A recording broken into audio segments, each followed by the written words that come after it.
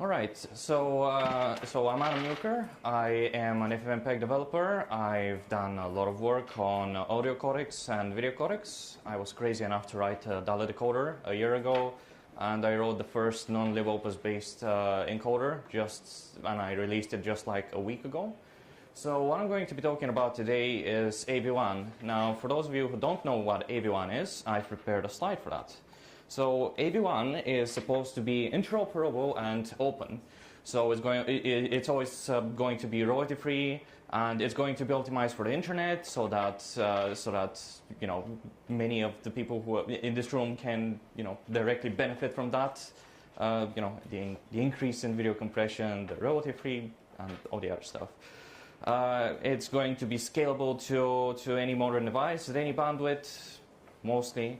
It's going to be optimized for the hardware, so that you can easily decode that with little power on a hardware decoder, and as well encode it with varying degrees of success, and all the other stuff which you see all the time in marketing. This, by the way, I stole from the AOM website, so I would never write something like that. So decode it, this would mean something like that. These are the real bullet points. So it's going to be royalty-free. It's going to be it is already in development, and it's already open. And lots of companies are participating in the development of this codec. So all of the major players like Amazon, Netflix, Google, YouTube, Mozilla, and so on. And so whatever happens, the codec will see adoption. But so what's important now is to get the codec to be competitive with other codecs that are being developed right now, and also make it an upgrade to any codecs which are currently being used. So now, unfortunately, not all companies have joined. So there is still some intellectual property out there which we cannot use. So that means that we have to get clever, and we have to go around that in some ways. And the whole process of going around means rediscovering new ways of doing something which might or might not be more efficient. So moving on. The reference encoder is based on VP9 without VP8 support, but with bug fixes. So some of those bug fixes were meant to go into VP9, but didn't. So they made it into VP10, but VP10 got turned into AV1, and so we carry on. So the way that the development works is companies contribute experiments, and these experiments make it into Git master of the encoder. And after being integrated, the experiments are supposed to go through intellectual property review. So there's a team of lawyers who looks at the description of the encoding tool and tries to find patents which have been updated or which haven't been updated, which match the description of what the tool does. So, and eventually, after the bitstream has been frozen, which should happen around Q4 of this year, all the experiments should be removed. This is what's, in my imagination, what's meant to happen, but it hasn't happened yet. So about the experiments, there are currently 50 experiments, and granted, some of them might don't sound appealing or don't sound like they contribute anything, like emulated hardware or debug bitstream. But the point is that most of these experiments increase encoding efficiency, and well, there's just 50 of them, and they're being constantly developed and updated. So there's a whole lot of development going on right now. So I cannot really cover every single of the 50 tools of the experiments which are currently in the codec. Not to mention that every month new experiments get added, and some experiments get enabled by default, and so it's kind of difficult to keep track of. But I'll just go through some of the coding tools which have been demonstrated to give gains and have are good candidates for being, part of the codec and the specifications later on. So the first tool which I'll cover is directional deringing. Now, directional deringing was something which was ported from Dala, and it was required in Dala because Dala used overlap, and most of the encoding techniques in Dala contributed to some degree of ringing in the image. So this deringing filter was developed for Dala, but it turns out that since it's right at the very end of the encoding process, at the decoding process, you can just easily paste that into any codec and it would just work.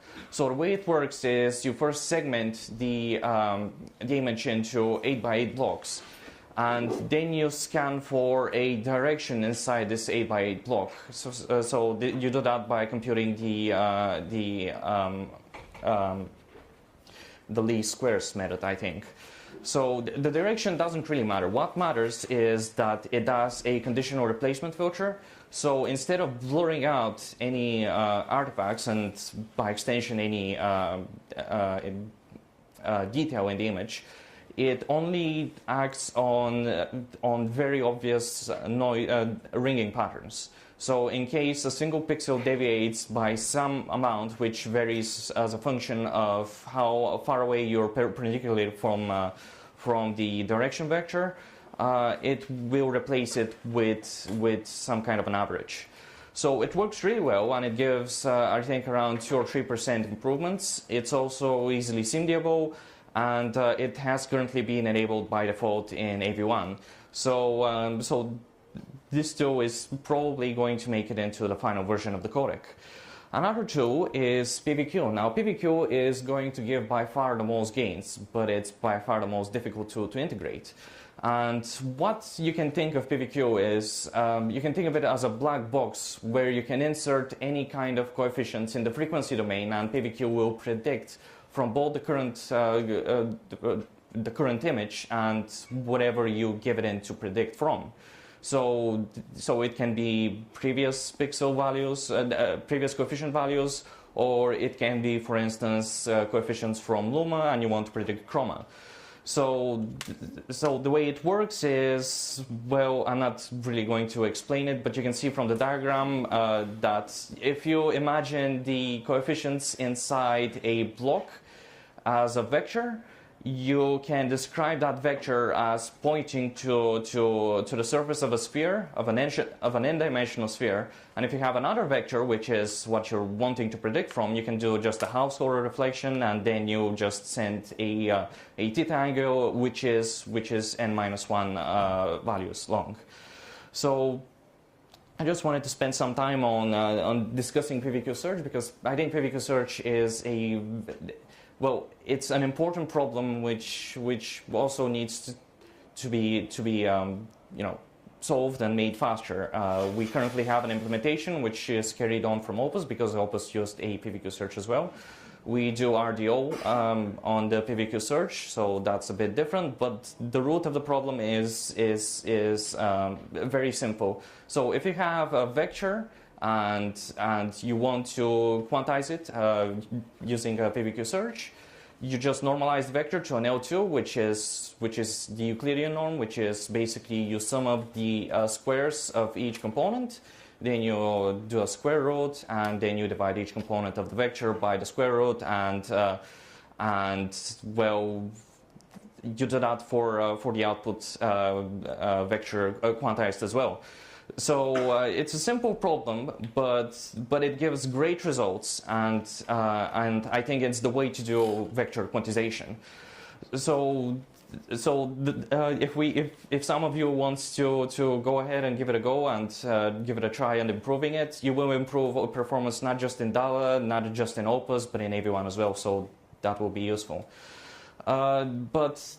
The properties of PVQ is also what makes it very interesting. Using PVQ, we can vary the codebook, so we can optimize it, for instance, for areas which have low contrast. So this is what activity masking tries to do. It attempts to provide better resolution in low contrast images. And this is in contrast with HEVC, which attempts to aggressively remove details from the original image. And if any of you has done any encoding using HEVC, they'll know that SAO basically is a tool which you turn off if you see any bad results immediately. So activity masking is something which is difficult to kind of make it into AV1, since it requires a different distortion function, but we're all actively working on trying to make it into something usable in AV1. So another tool which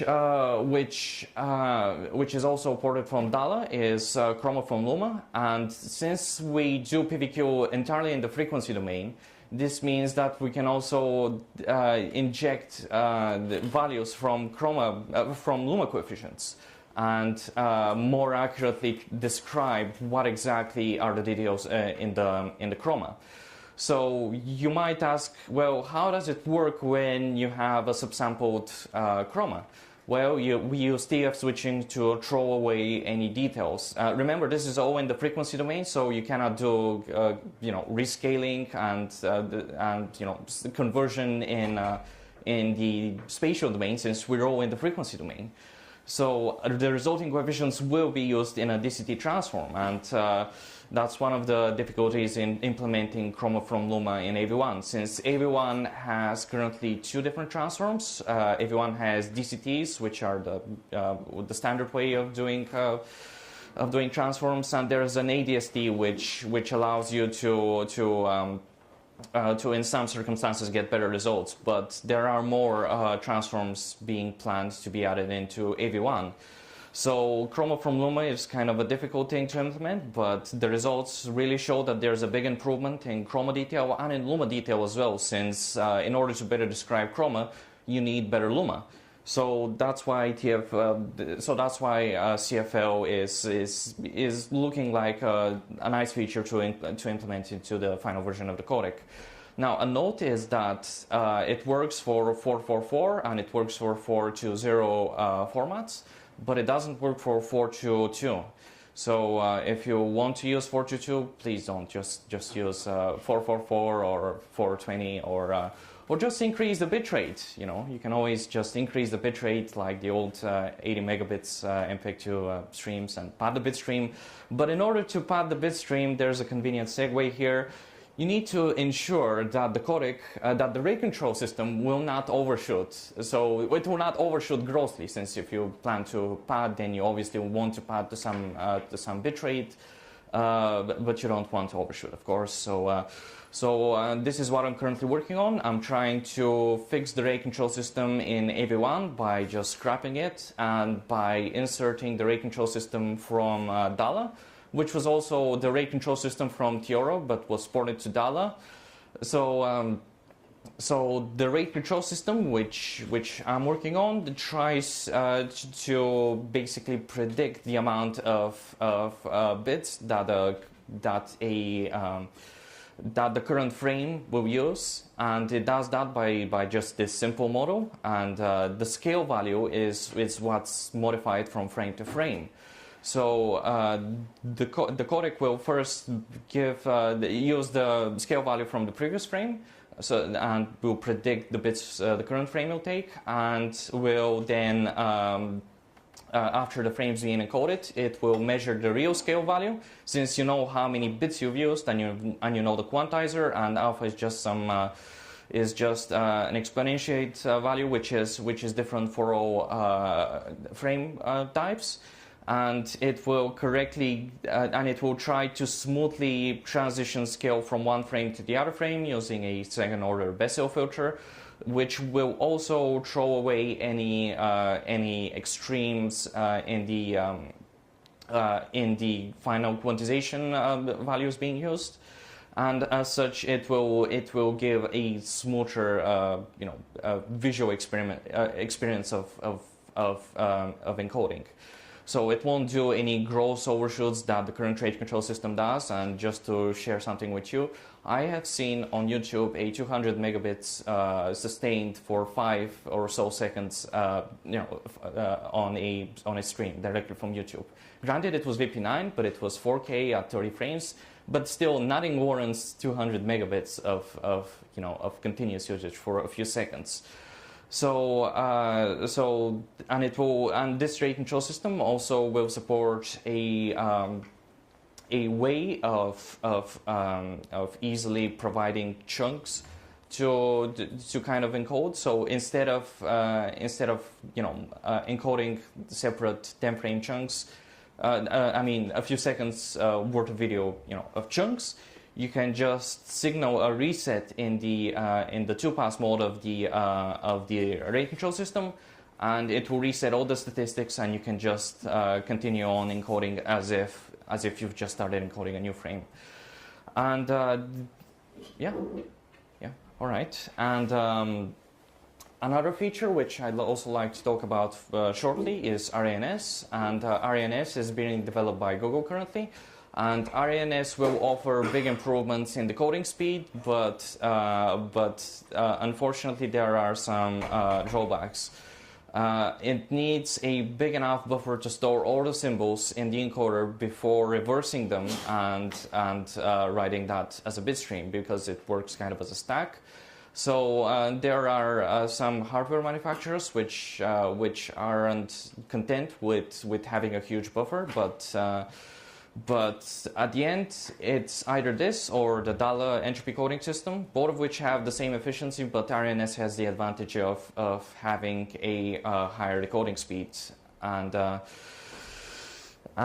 there are also some experiments which I cannot really dedicate the entire time to talk about, but there's EXT-TX, which will give more transforms, which as I already mentioned, will kind of be a bit of a problem for CFL, but I'm sure we can make do with it somehow. There's also an adaptive coding order, so the old zigzag, which isn't patented anymore. It turns out that the old zigzag may not result in the best encoding efficiency. So if you have some kind of other patterns you can use, and you can do RDO to figure out which pattern is the best, then yeah, if the experiment turns out to give improvements, we'll also make it in. And also there's 64 by 64 transforms, which aren't quite certain that will make it in, but will provide big gains on any kind of large uniform images. So with that, I'd like to end the presentation, and if there are any questions, I'd be happy to answer them.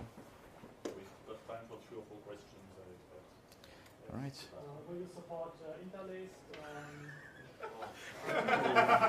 Yeah, that's the $1 million question. And so the question was, are we going to support interlaced? And well, I'm not sure. No comment. Say no. Just say no. I cannot say no. I mean, you know how it is. It's not designed by committee, but it is still designed by some people with various interests. So whether it will not make it or make it, I cannot say, but many of us have strong opinions about it not making it. How strong? Very strong.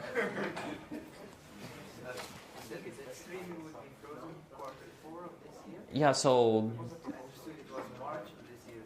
yeah, well, the question was, wasn't the bitstream going to be frozen in March of this year? And well, the bitstream was going to be frozen last year, and it was going to be frozen many times before that. But you know how it is. You just have to keep extending, because some features you really don't.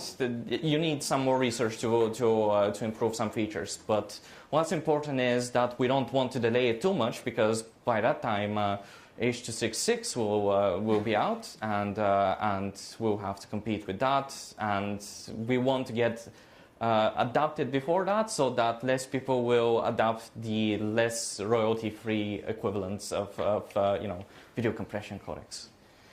So anyone else? Yeah. some pretty amazing work. And my question was, is from the outside, it looks like you either follow the footsteps of H.264 and family, or be like foreign work.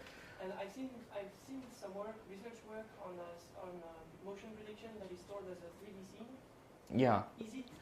Well, you should look into yeah. So the question was, have we looked into storing motion information as a kind of a 3D type of thing, where the third dimension is time, I presume, right?